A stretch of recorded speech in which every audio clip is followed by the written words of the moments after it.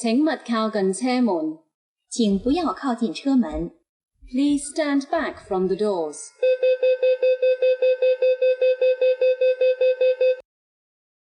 Welcome to Season 3 of What Kind of Asian Are You podcast. For our friends who have been listening since Season 1 or Season 2, thank you for coming back. And for new listeners, hello and welcome to the podcast. I'm your host, Kyle. Hope you will give this podcast and Asian stories a chance and stick around and become fans of the podcast. If you're a fan of the podcast already and want to continue supporting this podcast and Asian storytelling, please subscribe to the podcast on your streaming platforms and YouTube. Just search What Kind of Asian Are You podcast and we will show up. And yes, we have a YouTube channel now where you can get the video version of the podcast. So for those that are video podcast fans, here's something for you. In addition to that, make sure to follow the podcast Instagram at What Kind of Asian Pod and DM us. We would love to connect and hear from the listeners.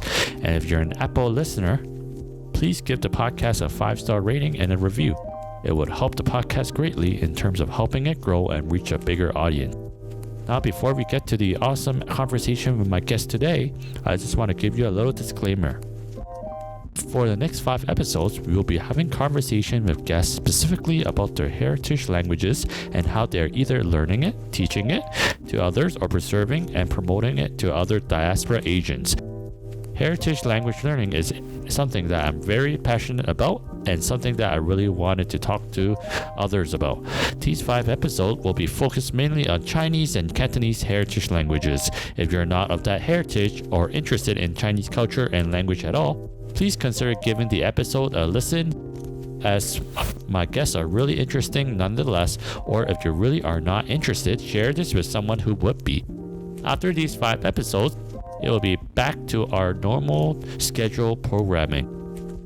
But for our very first episode of Season 3, I brought in someone in the academic field that is very knowledgeable in their heritage language, Cantonese. We discussed his upbringing, his career, and his thoughts on Cantonese. Ms. Raymond Pai, he's a lecturer at the University of British Columbia, where he teaches Cantonese. This was a very interesting, informative episode, so I hope you enjoyed this one. All right. Hello, listeners, and welcome back to What Kind of Asian Are You podcast, a podcast featuring conversations about being Asian. If you're new to the podcast, this is a podcast where we have many various diaspora Asians coming in to talk about their experience, their stories, and just their thoughts and feelings on everything pertaining on being Asian. I'm your host. My name is Kyle. And here's our guest today. My guest today is Raymond. He's a lecturer at UBC for Cantonese. Hello, Raymond. How are you doing today? Hello, Kyle. Thanks for having me here. I'm doing well. Perfect. And I've been wanting to have you on for quite a while. And I feel very honored to have you on and to share your stories and your perspective and your knowledge. But before we get into more specific on what you do in terms of teaching and your studies and all that, can you just briefly let the audience know more about who you are, what you're about, and most importantly, what kind of Asian are you? Sure, Kyle. Hello, everyone. Once again, my name is Raymond Pai, and as Kyle mentioned, I teach Cantonese. So I was born in Hong Kong. I grew up in Hong Kong. I was educated in Hong Kong. Of course, Cantonese is my first language. But for my family background, my parents, they are actually Indonesian-born Chinese. So they moved from Indonesia and then to China and then to Hong Kong. So I grew up in a family speaking Cantonese, and then you can hear Mandarin, Indonesian, and also my ancestral hometown is Fujian, Hokkien. So that's my parents' language that they speak. They spoke to my grandparents as well. So I grew up in growing up in a mix of language and culture background. So I think this kind of helped me prepare me for encountering like different cultures and language like quite early on. And then I after I graduated from high school, and then I went to college at the Chinese University of Hong Kong. But interestingly, I was a science major. Actually, my undergrad education, my major was in biology. So, but in the meantime, I was very interested in languages at that time. So all my elective courses, they are all language related, like whether foreign languages or translation. So that kind of prepare myself in the future. But at that point, I didn't exactly know what I was going to do after I graduated. And then on my third year, I went on an exchange. I joined an exchange program to the U.S. So I went on a 1-year exchange at the University of Utah.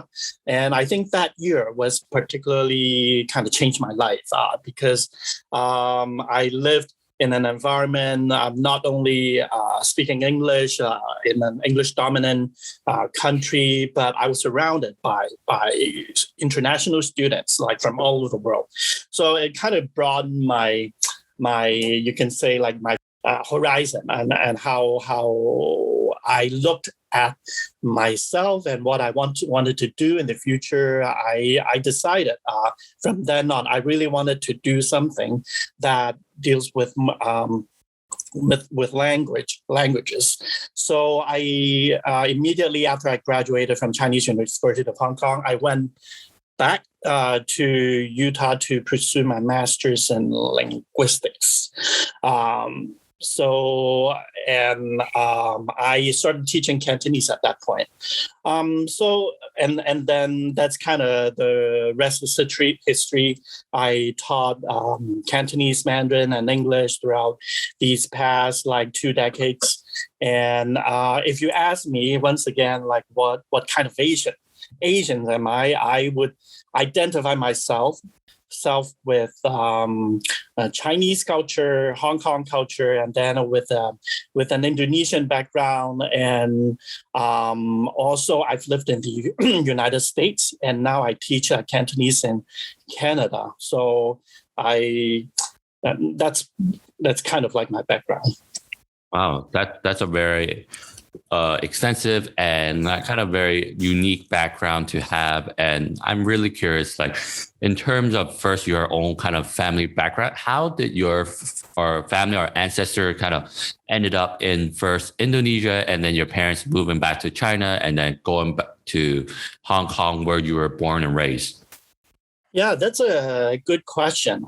To be honest with you, I've never got the chance to really dig deep into my my family history, how like my ancestors like being ethnically Chinese, how they ended up in Indonesia. But in Indonesia and similarly in many Southeast Asian countries, there's a very like significant like Chinese communities like there. So my parents, they were born in Indonesia, in Surabaya to be specific. And then later on, I think it's kind of like a historical event. A lot of the Chinese youth, they were summoned like to go back to China to receive their education, to help build the new China at that time. So so my parents, they went to Beijing and Tianjin and received their education. They actually, my parents, they met in high school. So and then they got married, and my older brother actually was born in Beijing. And then as you look at Chinese history later on, like during the 60s, 70s, those were the turmoil years. And then my parents moved down to Hong Kong, and then I was born in Hong Kong. And that's kind of made up how my family looked like when I was born in Hong Kong. But we still have connections in China and in Indonesia. I have a lot of relatives all over.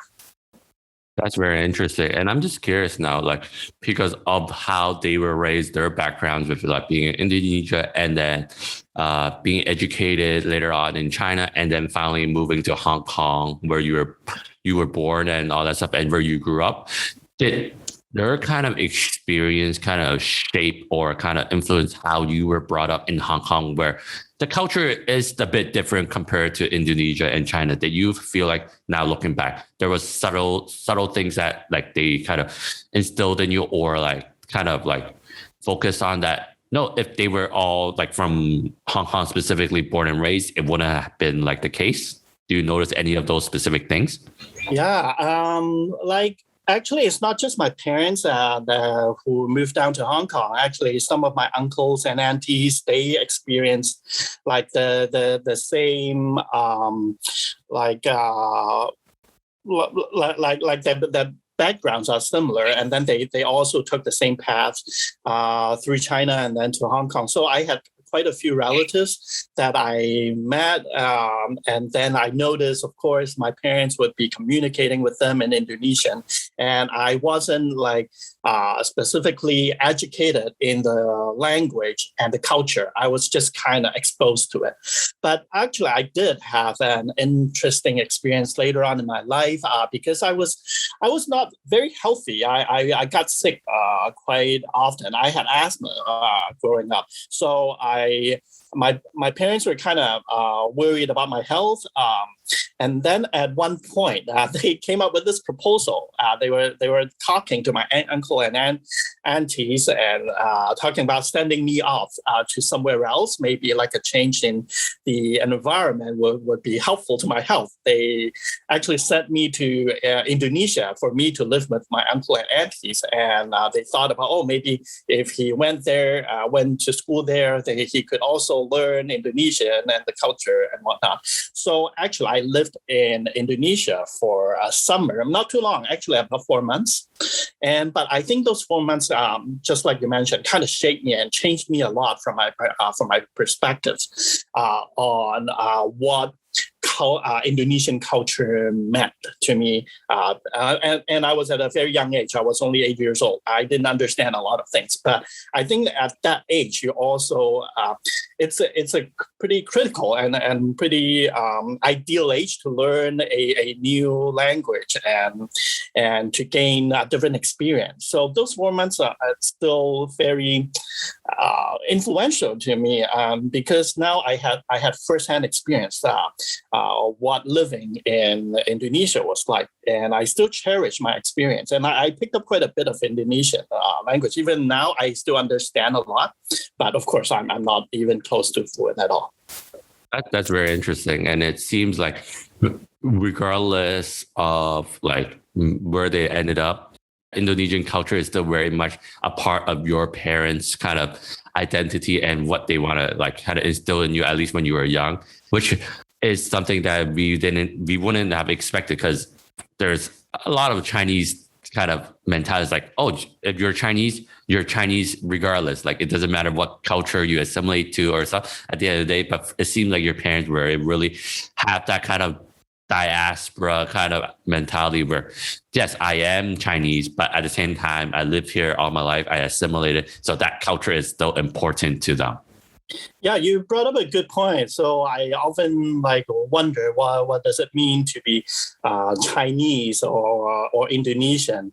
And in hindsight, when I compare myself to other people, I often think, I'm not very Chinese. My family is not very Chinese because of these different backgrounds and experience. Like, for example, at home, we don't use chopsticks as much because when we eat Indonesian food, I learned how to eat with my hands when I was little, of course. But at home, we don't just use hands these days. But I think those are kind of little tiny things that make us different, but in the meantime is unique, which now I think is pretty interesting to me.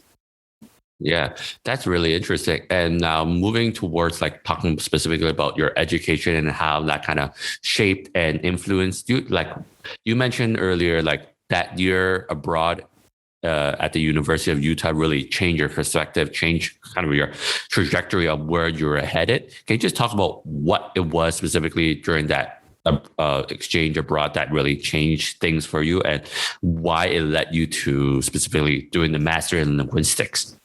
Yeah, sure. I was, as I mentioned, I was on my third year at at the Chinese University of Hong Kong, and then I noticed they were promoting, we have this exchange program to the U.S., and actually we got to choose like from a list of American university, and then at that, I think in those days, like foreign exchange program wasn't as popular, or maybe not. There weren't as many exchange programs as of now, but in the meantime, I was in the middle of my undergraduate education. I was kind of lost. I was doing my study in biology, but I had no clue what I was going to do after my graduation.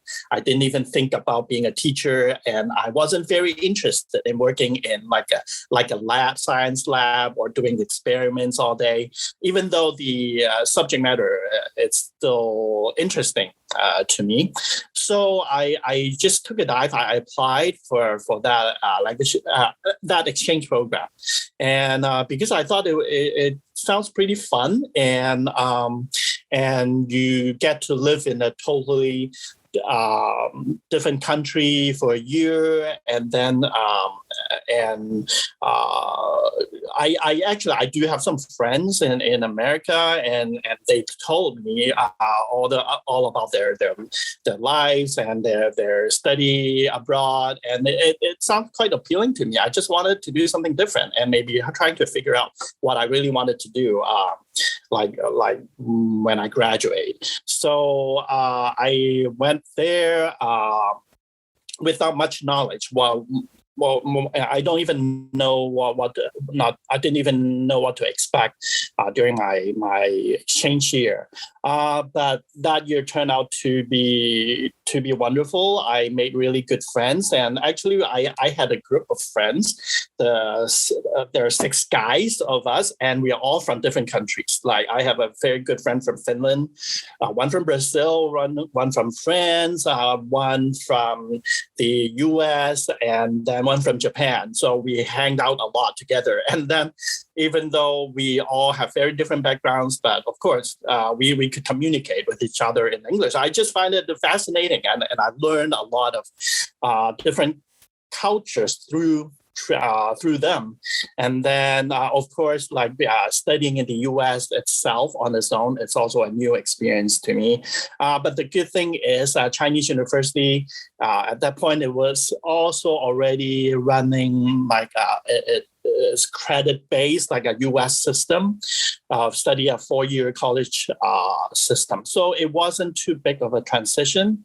And during that year, I also took a lot of electives. I took Spanish for the first time.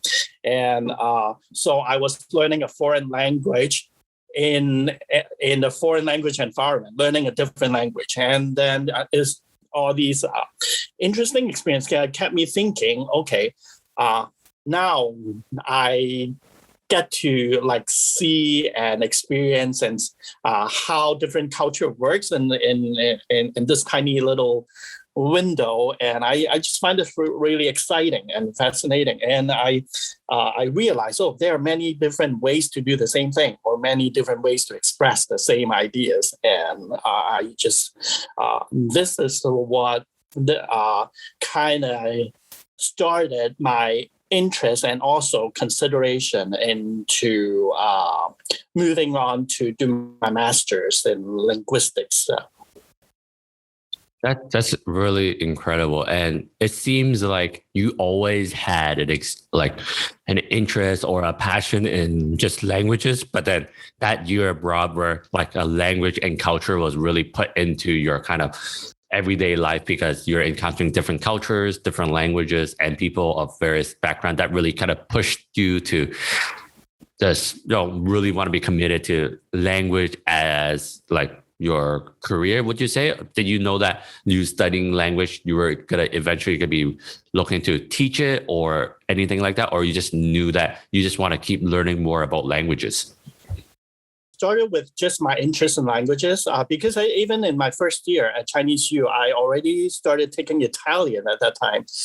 But that was kind of like an accident. I wanted I wanted to take an elective in a foreign language course, but being a freshman, and I didn't have much choice because a lot of the foreign languages, we were not the first ones who could register for courses, and then it was almost like last choice of taking Italian. It's not that I don't like Italian or I have anything against that, but it turned out I really loved that course. It was a very small class. And then, of course, that year being on exchange, I have to say that year was my happiest year, like during my undergrad education. And I still wasn't very determined to be a language teacher, but at least I have some sort of direction. I wanted to do something that has more to do with languages in general, or culture in general. So either be translation or language education and whatnot. So I just started with a master's in linguistics. Okay. Once you kind of go through that, finish that, then you had to take up, the career aspect of things, because you're done X amount of like studies, and now you're going to think, should I keep going studying, which you have, but then in terms of actual doing the work as a career, then it moved on to teaching. In terms of teaching, can you just talk about what you started first in terms of teaching and like your kind of journey with your like language teaching? Yeah, and after I finished my undergrad degree in biology at Chinese U, and I applied for master's. I went back to Utah, but this time it's for a different school, Brigham Young University. And that took a kind of a very interesting twist because when I did my master's in linguistics, and if you know about Utah it's a relatively religious state because like Mormonism, the Mormon Church, it's like a dominant religion there, and Brigham Young University has a lot of like perspective and also return missionaries, and many of them, some of them, they were assigned to Hong Kong, and whether they're preparing to learn Cantonese or they return, they came back from Hong Kong already knowing Cantonese. So when I started my master's degree there, the first year, not long after school started, I already received a call and asking me if I was interested to teach the Cantonese course there. And most of the students, they were missionaries. So, but of course, actually, I was also a practicing Mormon at that time. I do have connections and friends there, and I was very interested. So I was doing my master's study, and at the same time teaching Cantonese course. And their Cantonese program wasn't very big. They have like 2-tiered or 2-level courses, like the basic Cantonese and intermediate Cantonese. I got to teach both. So I was kind of just teaching and learning at the same time because I was totally new to language teaching. But through a lot of experimenting and a lot of mistakes made, and I really enjoyed that experience. And our students, they are at different levels.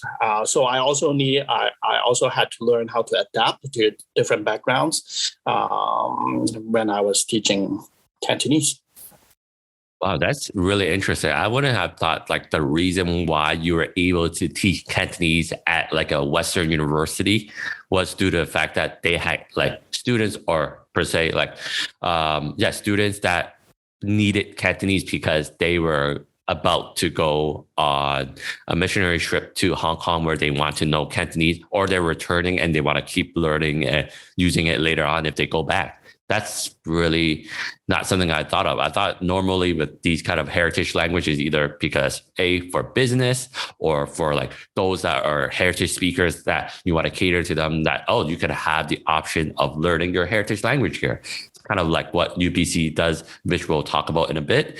But in terms of like your teaching career, so you say you started off with Cantonese, that you end up teaching Mandarin as well later on, given that Mandarin is way bigger in terms of like the number of people speaking it and the demand for it as well. Yeah, so for my first couple of years of masters, I was teaching mostly Cantonese, and I was the sole teacher of the program. And but as I was finishing my studies, I also had experience in teaching Mandarin and English, even because I also did a graduate certificate program in TESOL, teaching English as a second to students of other languages. So I had to do my practicum. I had to practice how to teach English to international students. That kind of gave me a whole other the sets of experience in teaching English to students at different levels. And also for my Mandarin, the Mandarin teaching, I really had to thank my parents and ancestors because they exposed me to Mandarin. And I had quite a head start in Mandarin, even though at home I rarely speak Mandarin to my family members, but even oftentimes my parents would use Mandarin to communicate with my brother, and they would also speak Mandarin to us. But naturally, growing up in Hong Kong and Cantonese being my first language, I would respond in Cantonese. But not until I had to start teaching in Mandarin, then I realized how important and those exposure and experiences in Mandarin is so important to me. So after I finished all my graduate studies, I applied for a job to teach Mandarin Chinese in California because of a connection. I had a friend who approached me at about the same time I was about to graduate, and she was 1 year senior than I was. We were in the same program at BYU. So she asked me, I'm now teaching in this language institute in California, and they are hiring. So would you be interested? So at that point, of course, I was doing my job search. I thought, okay, I'll give it a try. Sure, why not?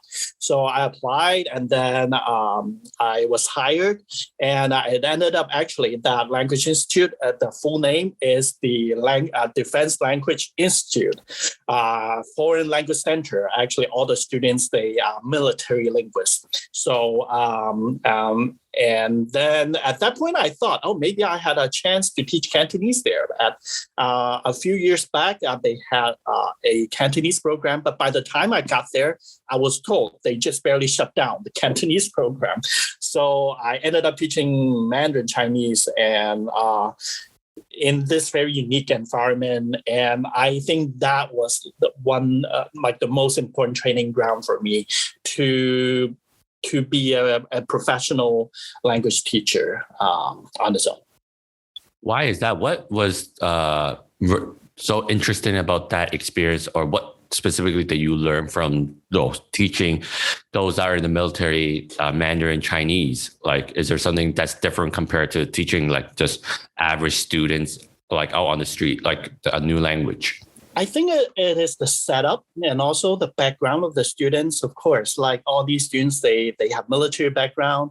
Many of them, they just finished the basic training in the military, and they were assigned this job to be a linguist. They might be doing translation, or maybe in the future they would be diplomats for the government, for different positions that require their language skills. So our job is to teach them. They call it Chinese, but actually it's Mandarin Chinese. But we also teach them the different versions of Chinese, not necessarily just the mainland Chinese.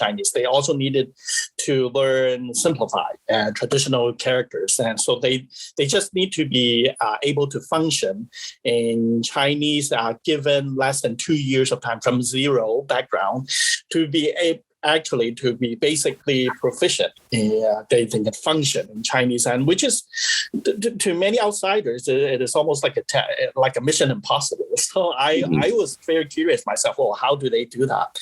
and then we were assigned a small group of students, and then we just follow this group of students. We train them all skills, all the 4 skills: the listening, reading, writing, speaking, and then they were immersed in the classroom for at least 6 hours per day, 5 days a week.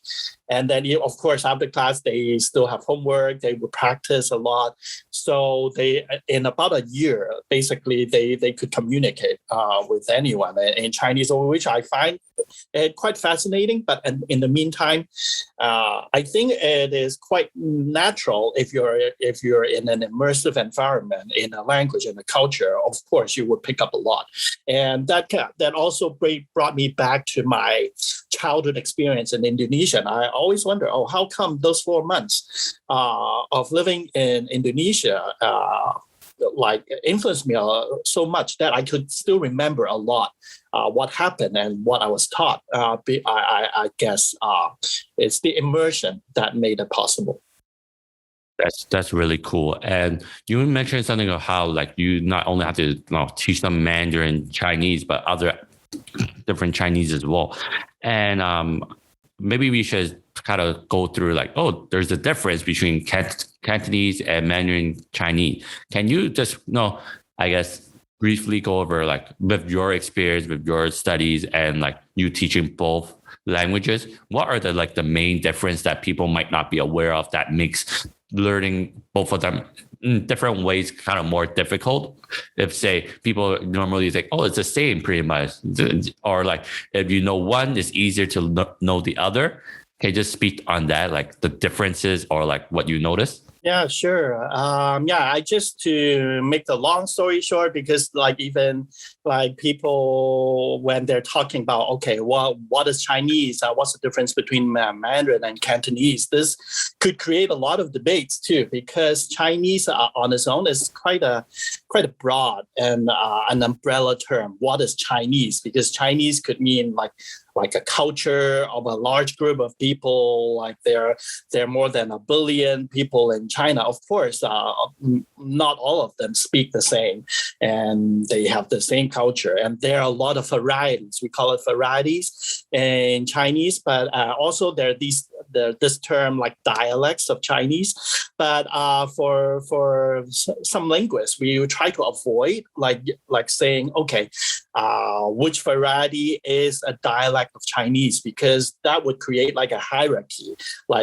Certain varieties of Chinese it's better or it's more powerful than the other. So these days, from my perspective, I would say Cantonese and Mandarin, they are 2 varieties of the Chinese language or even Chinese languages. And because of their unique vocabulary, their sound system, and let's say if I'm a native speaker of Cantonese and you're a native speaker of Mandarin, and for us, we don't know each other's languages, we cannot communicate if we speak to each other. But one thing interesting is for the writing system in many of the Chinese languages or varieties, we share the Chinese characters. But you also notice in Korean, in Japanese, and even in some other languages, they also use the Chinese characters. So they call it kanji, right? But it could mean something totally different, or the way it's written is different. So the writing system is somewhat there are a lot of overlapping in the varieties of Chinese or Chineses. But especially in Cantonese and Mandarin, when we were educated in school, what we write, you can basically pronounce the same writing system in either Cantonese or Mandarin, but they sound very different. But the writing system is pretty much the same. So it's kind of a pretty complex issue. So basically, Cantonese and Mandarin, they are not intelligible languages in terms of speaking, but for the writing system, we share a lot. And if we are given a newspaper written in Chinese, for Cantonese speakers and Mandarin speakers, we can pretty much read it without too much of a problem. It just now added on to the complexity with how China decided to go with a simplified system of writing. That's where even with writing, Cantonese speakers and Mandarin Chinese speakers now have more of a not difficulty, but challenged into reading each other's kind of writing system, just because of like the different systems of simplified versus traditional. But for, like you said, completely, like it is different. It's like native Cantonese speaker and native Mandarin Chinese speaker.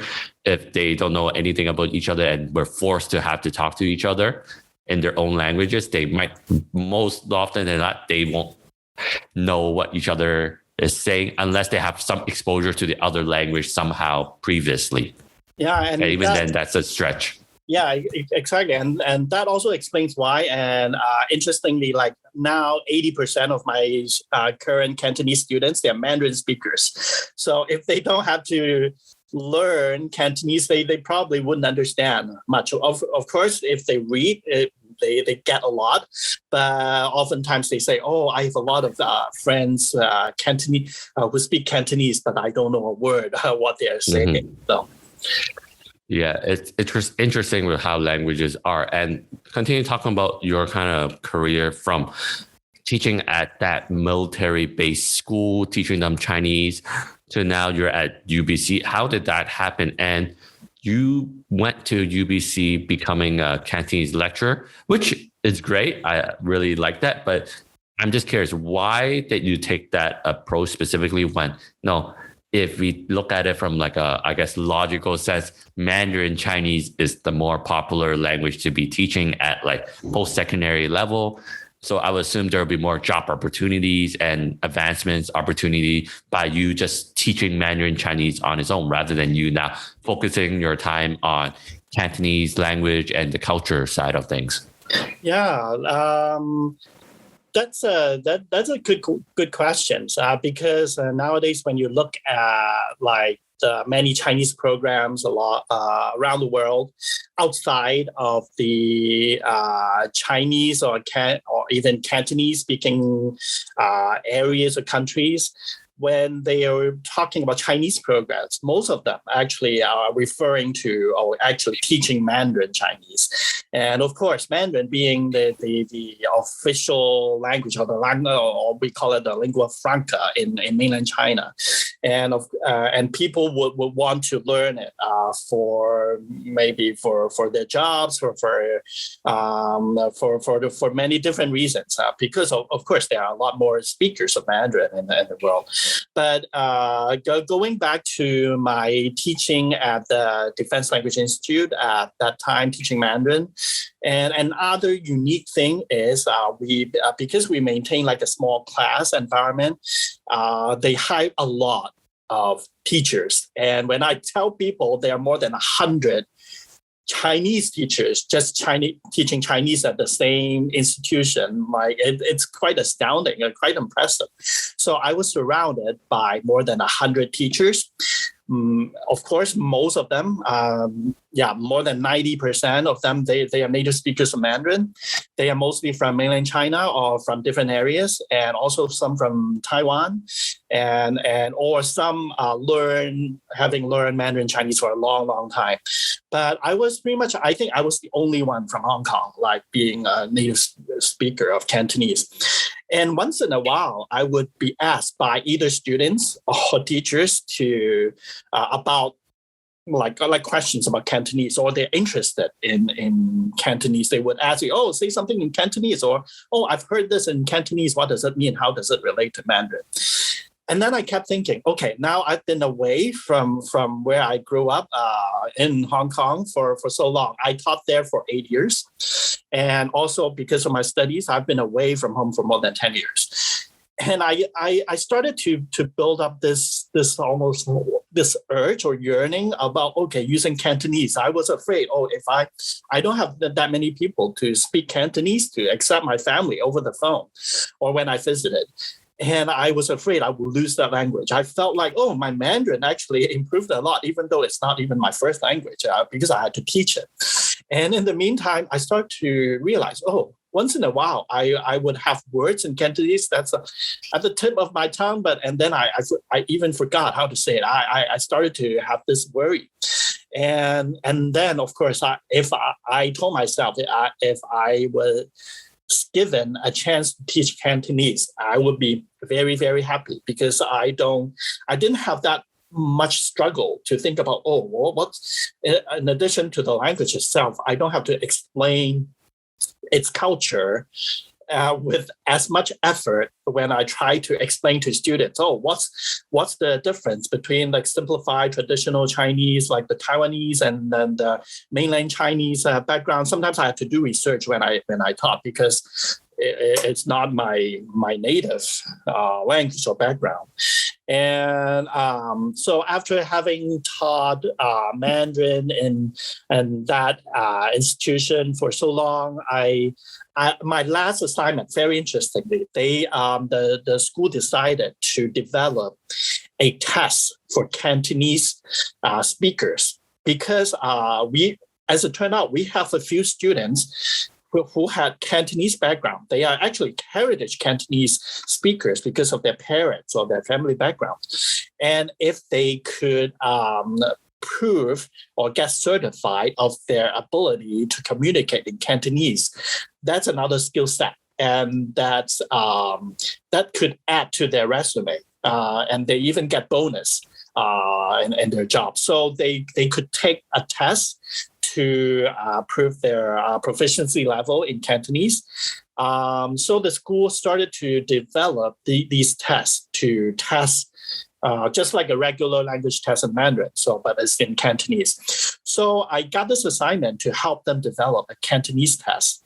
And then and that experience kind of sparked my interest and also my search for opportunity to formally teach Cantonese. Because if you can test someone in Cantonese, of course, there should be a way to teach them because it's a language on its own. So I think during that year, I started to keep my eye open. And if there's any way that I can somehow, maybe not permanently, but at least I could gain some experience in teaching Cantonese. So it was after that assignment. And then I have taught Chinese in general and did in that institution for 8 years. I wanted to take a break, and in the meantime, just try to find a different job environment. And that it was like almost like a perfect timing. And then UBC announced they were doing a global search for their lecturer position for their Cantonese program. And then that's how it all got started. And even some of my colleagues noticed that announcement and they informed me and they encouraged me to apply. Of course, I was thinking, of course, why not? It wouldn't hurt. That's awesome. And it's great how things ended up. And now let's talk about like the UBC Asian Studies program in terms of specifically the courses that you teach as well. Like, so you got in, it was kind of a new kind of program when you got in, since it was a global search of lecturers and all that stuff. So can you just, I guess, from what you understood, how did that program kind of start, or like why did it start in the first place? And what kind of things have you done within the program in terms of courses, and let's highlighting those things? Yeah, sure. Actually, the Cantonese language program is under, as you mentioned, the Asian Studies Department. So the Cantonese itself is not like a department. It's a language program. There are many language programs within the Asian Studies Department. Like, of course, there's Mandarin Chinese as well. Of course, there's like Korean, Japanese, and even Persian, Punjabi, and whatnot. So the Asian Studies Department already had a Chinese program for many years, just like many major universities across the world. And even its Chinese program is, if it's not at least one of the largest in size for the Chinese language program in terms of student enrollment. They have like 2,000 students who take Chinese courses every year. And it's been established for a few decades. But if you know, like UBC, it's located in Vancouver, and Vancouver is like really well known for its Cantonese speaking population. A lot of immigrants from Hong Kong or even from the Guangdong province. So there are already a lot of native or heritage speakers of Cantonese in this area. And before I go deep into the details of the Cantonese program, if you look at the census data, Cantonese speakers actually is one of the major populations in even greater than Vancouver. And in Canada, I just happened to be looking at the census data not too long ago. And in Canada, of course, English and French being the official languages. But if you look at the number of speakers who claim it as their native language, or sometimes we call it like their home language or immigrant language, Cantonese ranks number 4 in Canada. But if you look at Vancouver, Cantonese is number 1. There are hundreds of thousands of speakers in Cantonese. When you walk on the street, you hear Cantonese quite often too. So like with this, in this environment, of course, if there are so many speakers, unless the parents they push back or there is a strong opposition to learning it, there should be like a need for learning and also teaching of Cantonese as a language. And so fortunately at UBC, the Asian Studies Department, we have different donors and endowments to help run different academic programs. And then there's this family, the Watts family. They've been a major donors to the Asian Studies program. And then they actually, the Watt brothers, they were immigrants from Hong Kong as well. And in the meantime, there are a lot of talks and even debates back in Hong Kong about Chinese education. Okay, what should be taught, Cantonese versus Mandarin and whatnot. And then the Watt brothers, they were in talks with the department of the school. We have such a well-established Chinese program, but how come there's nothing like formal for Cantonese education? So after some talks with the school and also with different units in the school, they announced in 2013 they would start a program with a course with credit-based courses offered to students who could take Cantonese language courses as electives, and maybe it could help with their major studies requirements for whatever reasons. And a lot of them are for research purposes. When you look at history or different areas that has to do with Cantonese speaking regions. So, and then that's how it all started. And the program officially started in September 2015. That's great. And with that being said, can you just talk about the current kind of courses that you are teaching yourself and the different kind of students that you will have in those courses, and what have you noticed and all that? And your kind of takeaway from doing those courses so far? Mm-hmm. In 2015 September, I started teaching the basic courses, basic Cantonese courses. But at that point, we didn't know how many students and what kind of students would register or enroll in these courses. We just had 2 sections of the same course, and we had a somewhat pretty warm response and reception. So we started with about 60 students in the first year across different sections of the basic Cantonese course. And we basically can kind of divide them into 3 major groups. One group of students, they are heritage learners of Cantonese as expected, whether their parents are native speakers of Cantonese or they were immigrants from Cantonese speaking areas. But many of them, their first language is English. They, like many of the students, they were born or even moved to Canada at an early age. And then the other group is Mandarin speakers, as I mentioned. And a lot of the students, they are from China or Taiwan or even Southeast Asian countries like Singapore, Malaysia. They are Mandarin speakers. They already know how to read and write with no problem, but they didn't know much, or they have limited experience and knowledge in Cantonese. That's another major group. And then the remaining smaller groups, they are from all over, from different countries. Many of them were motivated by their friends who speak Cantonese, or they have interest in the culture. We had a few students who were learning martial arts, or they do dragon boats, and they were exposed to the culture, and then they just wanted to learn the language. So we're pretty even with these three groups. But after that first year, we noticed, okay, they work well together, but of course their needs are quite different. Like when I mentioned the ones who speak Mandarin, they are already proficient in Chinese, like Mandarin Chinese. They can read and write at a very high level, as opposed to the students from other countries who didn't even know Chinese that much. And in terms of the approach and also the learning materials, that would be very different, because for Mandarin speakers, I can give them Chinese texts, but just teaching them how to maybe pronounce things differently or use different vocabulary. As opposed to the other group, I had to teach them basic grammar of Chinese, and also think in terms of, okay, how do you approach this language as an English speakers?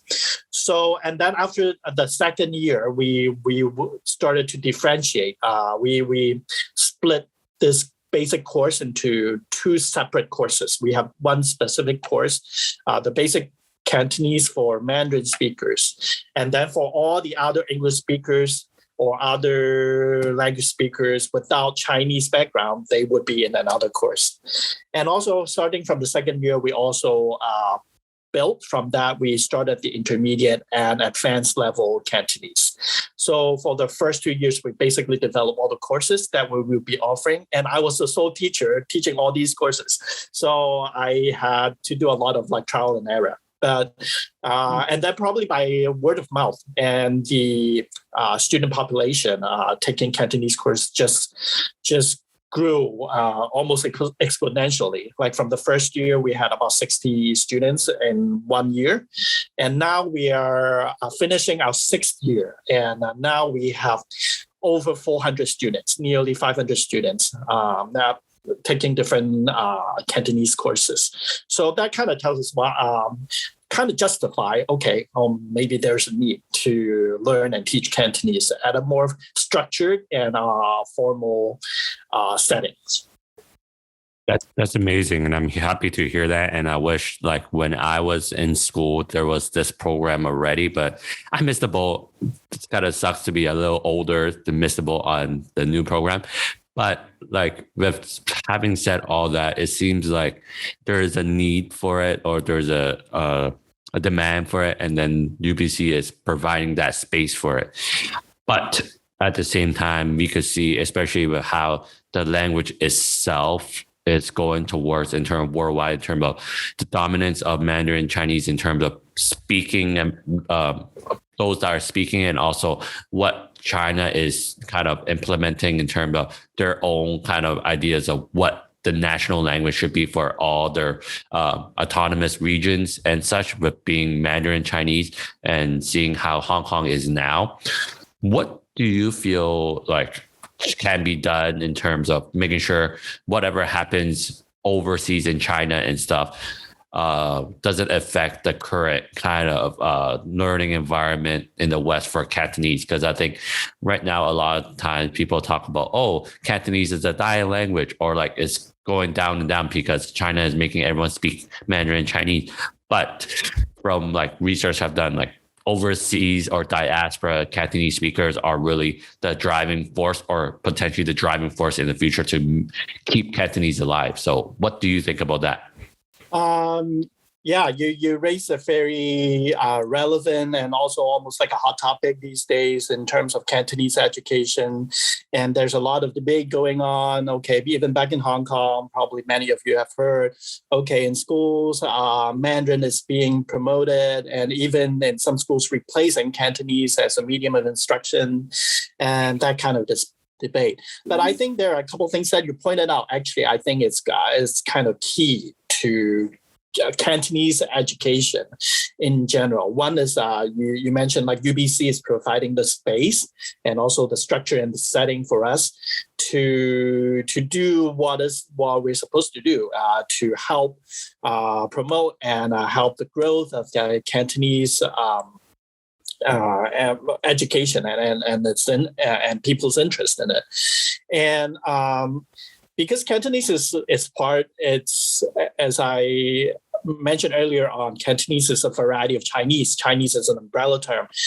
In addition to Cantonese and Mandarin, actually there are, of course, the other varieties. Like, well, what about Shanghai East? What about my ancestral language, like Hokkien and whatnot? That all these are like education are possible. It's just a matter of, I think it's also like a perspective. If you always compare like the number of Cantonese speakers versus Mandarin speakers, of course, we are in the minority. But when you just look at Cantonese itself, I also pointed out, like in Vancouver, it is a very important language here, and that also explains why a lot of Mandarin learners and speakers they also want to learn Cantonese, not just for their own interest, and actually it could help in their career if they find jobs. If they can tell, oh, I'm fluent in 3 languages, I can function in both Cantonese and Mandarin. That also make them more marketable. So from different perspectives, Cantonese has its own value and importance, in its own way. So I think, first of all, once we realize the importance of its value, and we try not to always like compare, how should look at Cantonese and Mandarin as on the opposite ends, like they are not exclusive. So these days, many people and also in many countries, some multilingualism is being promoted. The more language, the more knowledge of culture you know, actually makes the world probably better in many ways. So when we approach this from teaching Cantonese, maybe promoting it as, okay, adding value to your education, and that also helps spark a lot of interest, not just from students. Actually, we have a lot of inquiries from we have seniors, we have like parents asking, we know you are a university program, but how can you help us? And we have quite a few non-traditional, the so-called non-traditional students, like they are seniors, retired students. They come back to school and they actually perform even better than any other students. And I really enjoy teaching students from all backgrounds and all age groups. Wow, that's great. And talking about you being like an instructor, a lecturer in a like post-secondary setting, of making sure people interested in Cantonese as a heritage language or just a language that they want to pick up to do whatever they need to do.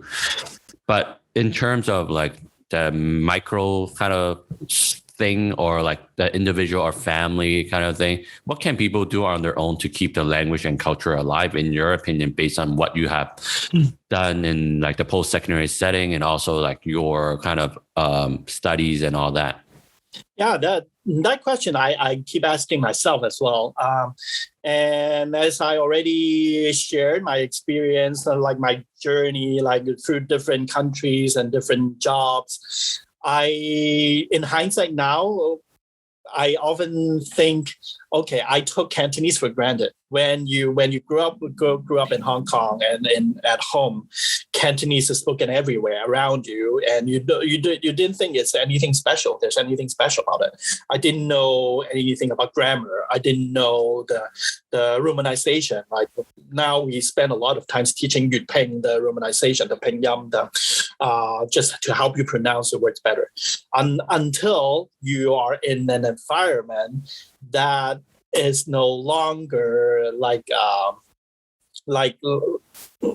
it doesn't happen naturally. So you find yourself being different. Oh, maybe how come people are like behaving or speaking differently from my own? And then I start to reflect and try to internalize. Okay, Cantonese. What's special about my own language? What's special about my own upbringing? Then I study, I learn more about it before I can share. So, of course, before I started to teach Cantonese, I had to educate myself in learning its own grammar, all the details. And one thing I would do is whenever I have chance, I would tell people about the so-called cool things that you can do with the language. And that kind of ties into my other so-called research area in pop culture, because Canto pop itself is a term, it's a concept, right? There's like music and movies. And for families, I think the easiest thing to do is to expose yourself and also people around you with the things that you enjoy doing in that language. Whether it's music, it's movie, or even these days on the internet, you can find a lot of whether for entertainment value or for educational purpose materials and content in Cantonese. I find these days we are blessed with technology. A lot of things are more attainable and accessible in the different so-called minority languages. So and one example is like my nieces, my sister's kids. They are in Hong Kong. They go to international schools, and actually even living in Hong Kong, English is the first language or dominant language. Sometimes whenever I visited with them, I try to do something fun with them in Cantonese. Sometimes they would ask, "Oh, how come it's Chinese?" But once they enjoyed doing that particular activity in Cantonese, they probably would go on their own to learn more. And I think this is one thing whether we are just parents, teachers, or even friends to anyone, being Cantonese speakers, we can at least show the so-called fun side of the language and also its value. I also mentioned in Vancouver, if you know English, Cantonese, and Mandarin, being trilingual, technically, you're probably more marketable than being just able to speak one language, right? Yeah, for sure. I definitely agree on like finding what makes Cantonese special for you. Then you become more interested and do your own studies for it, and also like the interest aspect of like, oh, what things you can do in Cantonese that are fun for you, and do those rather than being very rigid. Be like, oh, the only way I'm going to learn Cantonese is by just going through the books, going to tuition, and doing all that. It might help for some people, but it doesn't help for other people. So you got to find what works for you, what you're interested in, and just go in that direction. And obviously, pop culture will do great wonders on helping people master a language or like become interested in it. Because I mean, look at the recent kind of, or not recent, but like the current wave of Korean pop and Korean culture and that stuff, and having so many people kind of learning little bits of Korean here and there, just because, you know, they are interested in like the music now or the movies and such. And I think we can do so with Cantonese as well, because Cantonese pop culture is amazing on its own too. And I want to end off kind of talking about more on your feelings on Cantonese language and culture. It would be, you mentioned how during those 8 years of just teaching Mandarin Chinese, you had that yearning of like, oh, just speaking Cantonese or being more exposed to it somehow, but you didn't we weren't able to get to it. So I think that comes out of you having some sort of attachment to it, or you found some value in Cantonese. So my kind of ending questions would be, why is the Cantonese language or culture important to you to the point where you're yearning for it? Yeah, I think it comes down to a matter of Cantonese being my first or native or mother language, my mother tongue. And of course, for different people, they have different backgrounds and different like native language. I think for one's own first language is the language that we can express ourselves with the least effort. I feel the most comfortable. I can express whatever comes to my mind without any struggle. And probably some of the listeners you can like hear can tell, even when I try to explain myself in English, I struggle. I'm still searching for words a lot of times. And so I feel at ease. I feel almost like at home when I use this language. And also its associated culture, just like your background explains it really well. Like with food, those are like my comfort food, like the curry fish ball and the dim sums. This makes me feel like home. And so this is from a very personal, like the affect of my association with this language and culture. And going back to that teaching experience, I think just that encounter that I was asked to teach instead of Mandarin when I taught Cantonese just for a brief moment, I felt energized because I felt excitement. I really wanted to tell people what I knew the best. So I think that also helped me to pursue my career. If I wanted to keep teaching languages, probably teaching my own first language or the language that I grew up with, I feel the most passionate about is something that I would strive for. And also, even though I claim this as my first language, the more I teach, I realize the more I don't know. There's so much that I'm still exploring. And as I mentioned, now I'm looking at, okay, just tying into your last previous question. So like using pop culture to teach a language, I think it is quite effective and quite important, especially for heritage learners, because I think one thing that kind of stand in the way for a lot of heritage speakers of the language is that whether the parents would expose them to the culture of the language or not. So many of them, they're quite dated. They are not necessarily like the what and how the language is being used. I think pop culture could potentially cover and kind of narrow that gap somewhat. If you're interested in that, like pop song or that movie, that would kind of drive you to really want to know how come it is popular, or why you're enjoying that aspect of the pop culture. So this has been my recent approach and how I look at the language teaching in general. So I hope this would go on. As you mentioned, like Korean K-pop is like building this global wave.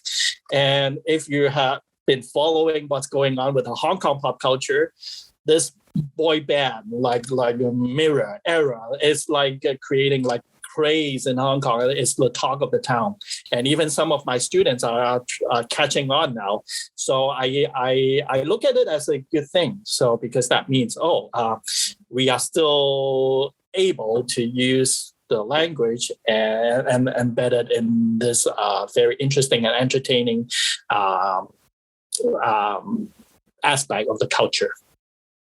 Yeah, and I really feel like in terms of what I would decide to do with my future children when that happens is to instill Cantonese language and culture with them. Pop culture would be a main kind of variable, along with of course like formal trade or education in however way it could be, but it won't be like very forceful. Like back in the day for a lot of diaspora heritage speakers, it would be like, oh yeah, you have to go to Saturday school 3 hours a day, kind of all you do is like, memorize characters and all that stuff. It could be useful for some people, but a lot of time it doesn't stick. But I think the pop culture route could be a little better and just more exposure to it in the home, and whenever they get a chance to expose with other people that are their age speaking Cantonese. Because I think it's one thing to speak Cantonese with your family, with like your elders, but it's another thing when your peers are also speaking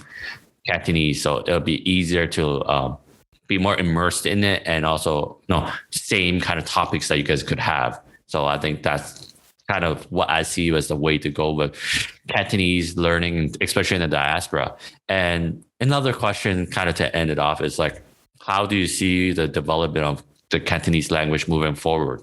Like in the diaspora, also in other like Cantonese dominant areas of the world? I think this is a great question. So I'm an optimistic person. So I'm seeing a lot of good things happening. And even though like earlier on people are worrying and even crying out like Cantonese is dying, but the more the so-called crisis and threats that you feel, and actually it bring awareness to the issue. And I think if you go online these days, you notice there are some parents, there are some influencers, they are actually promoting Cantonese pretty actively. So you can find a lot of resources even to help you self-learn, self-educate in Cantonese. And then if you don't mind, actually, I want to plug a couple of things that we are involved in doing, and actually probably it's part of this Cantonese education development in the near future. And I think one of my friends and colleagues who was a previous guest of your podcast, Denise Fong, and I think she mentioned in her episode about our collaboration with a grassroots group, the Youth Collaborative for Chinatown. In the past few years, my colleague, Dr. Zoe Lam, she's been teaching the community Cantonese course. And as you mentioned, like a lot of the young learners, they had this experience going to Saturday school, learning the writings and the more formal aspects of Cantonese. But we are exploring different ways, like doing this community course to help learners to learn Cantonese in a non-threatening way. So we just teach them some basics, like vocabulary, some basic pronunciation, and then we give them tasks and different assignments to experience the language. 1 hour of classroom instruction, and then we all go out into Chinatown to do shopping and to visit different stores and visit with the seniors, and this give them meaningful purposes to learn the language. And the course has been really popular, and we are hoping in this fall, and hopefully the pandemic doesn't affect it as much, and we would restart another round or several rounds of the Cantonese community Cantonese course. We still call it Saturday School. Perfect. And definitely interested and excited for where it could lead, and hopefully it could spark a lot of inspiration and also ideas on how to pursue heritage language teaching in the diaspora, which I'm really passionate about, and happy to have you being such a person to bring these forward to make sure that Cantonese still kind of have a place in the diaspora, especially with heritage speakers, because for a while it felt like, a lot of heritage speakers find it too hard or it's not useful for us. We have other things to worry about with our post-secondary education. Electives are nice, but is it useful enough, or is it a waste of time? That's always been kind of the talk for heritage speakers in terms of actually learning their heritage language in a post-secondary setting, which I found, at least during my days when I was approaching kind of post-secondary education. So what you guys are doing at UBC with the Asian Studies program and also like ACAM, that kind of thing. And also now with the Hong Kong initiative, that's really great as well in preserving culture and kind of talks about like identity and all that stuff. And again, before we go for real, can you just talk a little bit about the Hong Kong initiative, which I know you're a part of and you're involved in it in some capacity? Oh, yeah, sure. The UBC Hong Kong Studies Initiative is actually an interdisciplinary, like a unit or a collaboration between different departments on anything that has to do with Hong Kong studies in general. So it's not just the language; it deals with like history, culture, and like even pop culture, film study, and everything. So regularly, we would host events, inviting guest speakers to share their expertise, and also we have different activities. A lot of times, like joining force with the Cantonese language program. In the past, like for example, a couple of years ago, we had a Cantonese singing contest, and upcoming we are also planning on other probably Cantonese film screening or Hong Kong like the topics discussion and forum and whatnot. So also it has its own website. So if you follow us and also on social media, you can follow both of our programs, the Cantonese language program and Hong Kong studies. But one more thing I do also want to mention, we will also develop a new program. It's a Hong Kong studies minor. So you can actually minor in Hong Kong studies, and it has its language components, which means you have to take some Cantonese courses and also in other areas.